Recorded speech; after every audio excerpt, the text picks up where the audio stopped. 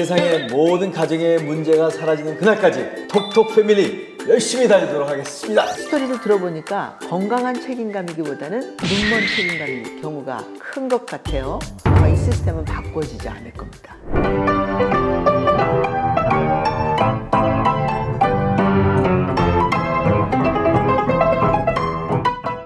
안녕하세요. 도우미 목사입니다. 오늘도 새로운 이야기로 여러분들을 찾아뵙습니다. 안녕하세요. 황은철 목사입니다. 이렇게 아내와 함께 진행하는 이제 두 번째 시간인데요.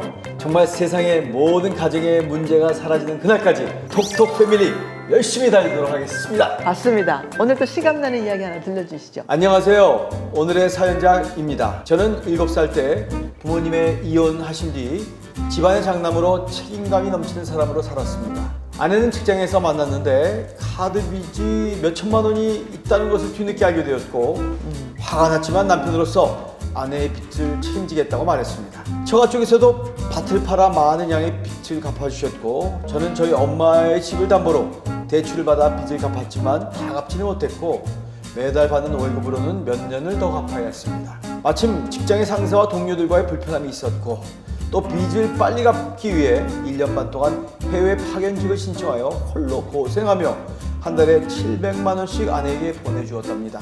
그런데 제가 돌아와 보니 빚은 하나도 갚아져 있지 않았고 단 한 푼의 돈도 저축되지 않아 있어서 너무 황당하고 화가 났지만 이혼은 절대 하면 안 된다는 신념으로 아내와 한바탕 싸우고 넘어갔습니다. 아내는 워낙 사회성이 좋고 관계를 중요시 여겼고 친구들과 만나면 밥값은 항상 자기가 내야 하는 줄 알고 사회에서도 이것저것 주는 대로 직책을 맡아 회식비며 커피값이며 자기가 다 내면서 일하기에 사람 좋다, 돈 크다, 멋있다, 짱이다 라는 소리를 듣는 것을 즐기며 누리는 사람입니다. 남편이 제가 해외 출장을 간 동안 아내는 신앙생활을 시작했는데 열심을 다해 성당에 다니느라 저와 만날 시간도 없습니다. 헌금한다고 돈이 필요할 때만 반짝 웃음을 보이고 집에 좀 붙어 있는데 그렇지 않을 때는 얼굴도 보기 힘듭니다. 둘만의 시간을 좀 갖자고 하면 알았다 하곤 이거 피하고 만날 시간을 주지 않습니다. 저는 이 모든 상황을 남편으로 책임지며 힘들어도 견딜 수밖에 없고 8살, 10살 된 두 자녀에게 엄마가 필요하기에 이혼만은 안 된다고 믿고 있지만 이 경제적 문제도 있고 관계적 문제가 더 심각해 어찌해야 할지 도움을 청합니다. 연락 잘 주셨습니다. 저희들이 메시지를 많이 받아보지만 또 이렇게 책임감 있는 남편의 이야기는 들어보는 게 좀 오래간만인 것 같고요. 아마 비슷한 이야기를 겪고 있는 사람들도 있지 않을까 싶은데 도움이 많이 될 수 있지 않을까 싶습니다. 이 남편이 굉장한 투철한 책임감을 갖고 있다는 건 확실하네. 그렇죠. 이렇게 투철한 책임감을 갖고 있는 사람을 만나기가 쉽지 않죠. 끝까지 이혼 안 된다라고 하는 가정에 대한 철학이랄까? 인생 철학을 가지고 어떻게든지 이걸 만들어 나가려고 하는 거 보면 네. 일단은 같이 인정해야 될 것 같습니다. 제가 7살에 이미 부모의 이혼을 경험했다라는 것에서 이 사람 안에 집안의 장남으로 라는 단어를 사용하고 계세요. 집안의 장남으로 나는 책임감 있는 사람이 됐다라는 말을 사용하셨는데 이게 건강한 책임감이었으면 참 좋겠습니다. 그렇지 않으면 눈먼 책임감 같은 게 될 수 있어요. 스토리를 들어보니까 건강한 책임감이기보다는 눈먼 책임감일 경우가 큰 것 같아요. 결혼 전부터 빚져 있는 사람이었고 또 친정의 밭을 팔아다가 갚고 또 당신도 돈으로 갚고 그래도 안 돼서 또 밖으로 나가서 700만 원씩 달달이 보내줬는데 1년 반 그걸 다 써버린 그런 아내인데 보니까 시스템 자체가 해결하시는 시스템이 아닌 것 같아요. 돈은 썼는데 이 쓴 것은 잘못한 게 하나도 없어. 남편이 700만 원 아무리 고생을 해서 보내줬다 할지라도 그 고생한 게 중요한 게 아니라 보내준 돈을 내가 쓸 수 있을 곳에 써야 되는 곳에 썼다. 그런 마음으로 갖고 계시는 아내이라면 아마 이 시스템은 바꿔지지 않을 겁니다. 그래서 이제 이걸 어떻게 해야 되는지 제가 조금 설명을 한번 해보도록 하겠어요. 7살 때 부모의 이혼을 경험했다 이렇게 얘기하고 있잖아요. 7살 때 경험을 했으면 몇 살부터 이분이 고생을 했을까요? 7살에 이혼을 하려면 이미 벌써 많이 싸우고 사이가 갈라지고 아들로서 부모가 싸우는 걸 많이 봤겠죠. 배 안에서부터 시작해서 일어난 일일 수도 있고 7살에 이혼한 것은 아이가 아직 어리기 때문에 이혼 안 할 수도 있는데 그렇죠? 이혼을 했다는 건 관계가 굉장히 심각했다 그런 얘기 아닌가 그렇게 생각을 좀 해봤으면 좋겠어요. 그래서 이혼만은 안 된다고 더 절실하게 그렇죠. 아이들이 아직 어린데 이혼만은 안 된다라고 얘기하는 게 아마 거기서 나오는 절규 같은 것이 아닐까 이렇게 생각이 되고요. 시작하기 전에 얼마나 힘들었을까, 얼마나 속이 상하셨을까. 그 어린 나이서부터 이렇게 어려운 일들, 부모가 이혼하는 건 세상이 전쟁 나는 것보다도 어려워요. 이혼을 한다는 것은 마치 누군가로부터 버림을 당하는 그런 느낌인데, 어린아이가 부모가 이혼해서 없어져 버리면 나는 어떻게 살지가 꽤 걱정이 됐었을 것 같아요. 그래서 7살짜리가 책임감이라는 단어를 붙잡기까지는 상당히 이 아이가 뭔가 책임감 없는 누구들로 말미암아 가슴이 아픈 가슴앓이를 많이 했다는 얘기일 수도 있어요. 자, 그래서 제가 이제 그림을 한번 그려볼 테니까 눈여겨 한번 봐주시면 좋겠습니다. 7살짜리라니까 우리 보통 7살은 첫 번째 성장 단계가 끝나는 때예요. 패밀리가 온다 라는 유튜브 채널에 보시면 그 성장학교에 1편, 2편 이렇게 가시다 보면 구강기도 나오고 학문기도 나오고, 그걸 한번 꼭 봐주시면 너무 좋겠고요. 그것을 다 설명할 수는 없으니까 제가 간단하게 여기 한번 올려보도록 하겠습니다. 7살이면 성장 단계를 3단계로 한번 이렇게 나눠 보도록 하겠습니다.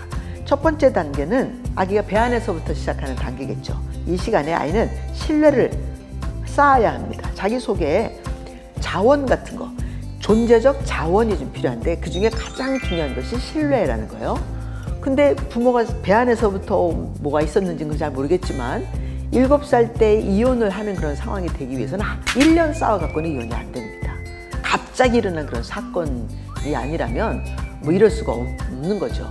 그래서 신뢰가 아니라 아마도 불신이 베이스가 되어 있는 그런 상황이다. 이렇게 신뢰를 얻지 못했다. 불신을 얻었다는 말은 다른 말로 얘기하면 친밀감 같은 것을 경험해 본 적이 없다. 이렇게도 설명할 수가 있어요. 친밀감은 아이들이 가져야 하는 7가지 감 중에 가장 중요한 감 중에 하나입니다. 그래서 이 아이가 이 친밀감을 통해서 이 중요감이라는 걸 얻게 되죠.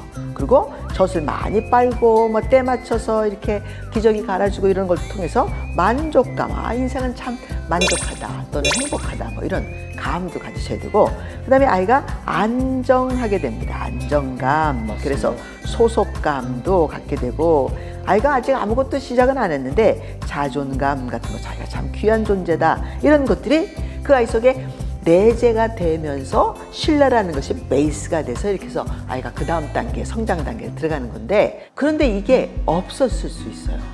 이것을 무엇으로 대체를 했냐면 책임감이라는 것을 대체를 한 것이 아닐까.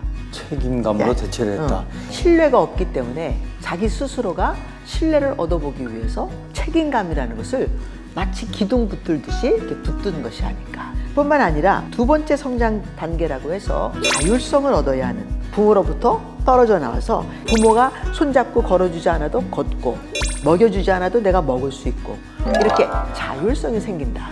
근데 이것이 이루어지지 않으면 그 아이 속에 수치감이라는 것이 만들어집니다. 이 수치감은 사람을 부적절하게 만드는 거예요. 부적절감. 불신이 쌓이고 수치감이 쌓이고 친밀감이 없어서, 여기 지금 7개 나와 있는 거 이거 없어서 이루어지는 일이다. 그렇게 생각하시면 됩니다. 자, 그래서 이제 부적절감이 쌓이게 되고, 나머지 성장기가 6살, 7살까지인데 이때 주도성이라는 것을 얻어야 됩니다. 주도성이라는 것은 어떤 상황이 생겼을 때 알아서 자기가 혼자 할 수 있는 그런 것들, 주도한다. 그렇게 얘기하죠. 이것이 안 되는 아이들은 불신과 수치감과 합해서 그 아이 속에 남아지는 것이 있는데 죄책감이라는 것이 남습니다. 당신이 불신 있다고 생각합니다. 그래서 당신의 시스템은 수치 시스템이기도 하지만 가장 베이스로 작동하고 있는 것이 불신 시스템이 작동되고 있구나 라는 사실을 알게 됩니다. 그래서 이 불신 시스템으로 말미암아서 어떤 일들이 벌어지고 있는가. 불신 시스템을 가지고 있는 사람은 당연하게 수치 시스템으로 작동합니다. 불신과 수치를 가지고 있는 사람은 당연하게 죄책 시스템으로 작동을 하게 되어 있습니다. 그런데 이 2가지보다 가장 센 것이 뭐냐라고 한다면 불신 시스템이 되는 것이죠. 이 케이스에서는 불신 시스템이 지금 작동되고 있다 이렇게 생각하시는 게 좋은 솔루션을 만들어 드리기가 이것이 아마 맞는 것이지 않을까 이렇게 생각을 합니다. 무책임한 사람을 만나서 자기의 책임감이 많다는 것을 입증하려고 그러는 거 아닐까? 그 대상이 당신인 건 아시죠? 나에게. 그 잘해야 돼 그래서. 이야, 갑자기 왜 온 우주의 중력이 나한테 내 어깨로 막. 다니면서 쳐다보면 돼 안 돼? 난 도움이밖에 안 보이네.